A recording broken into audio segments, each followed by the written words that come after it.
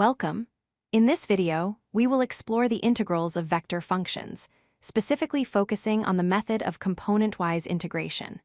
This is a fundamental concept in vector calculus that allows us to extend our knowledge of standard integration to vector-valued functions.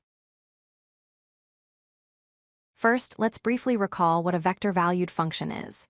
A vector function, denoted as r of t, maps a scalar input t to a vector output. In three-dimensional space, it is composed of three scalar component functions: f of t, g of t, and h of t. You might see this written in angle bracket notation or using the standard basis vectors I, j, and k. So, how do we integrate such a function? The concept is quite intuitive. Just as we differentiate a vector function by differentiating its components, we integrate a vector function by integrating each of its components separately. Essentially, if you can solve three standard calculus integrals, you can solve one vector integral. Here is the formal definition. The integral of r of t with respect to t is simply a vector containing the integrals of its individual components. The x component becomes the integral of f of t, the y component becomes the integral of g of t, and the z component becomes the integral of h of t. When dealing with indefinite integrals, there is one crucial detail to remember.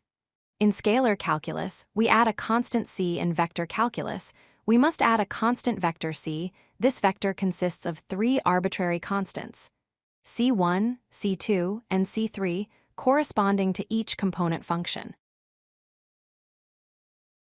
Let's look at an example.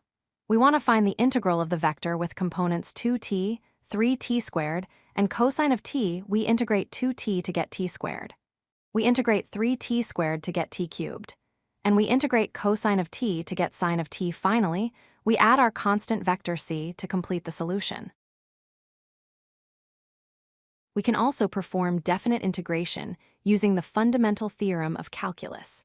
If capital R of t is an antiderivative of our function, then the definite integral from a to b is simply capital R evaluated at b minus capital R evaluated at a.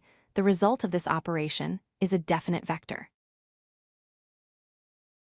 Here is a definite integral example from 0 to 1.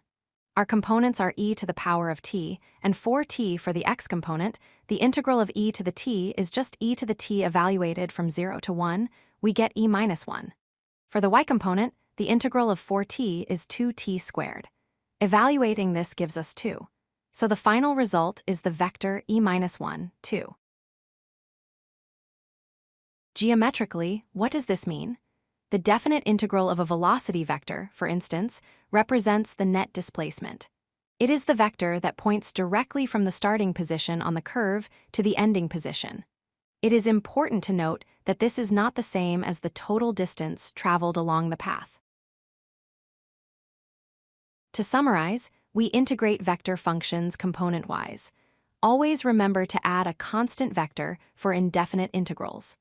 The result of a definite integral is a vector. And finally, this integral geometrically represents the displacement between 2 points in space. If you like this video, hit that like button and don't forget to subscribe. Visit codelucky.com for more such useful content.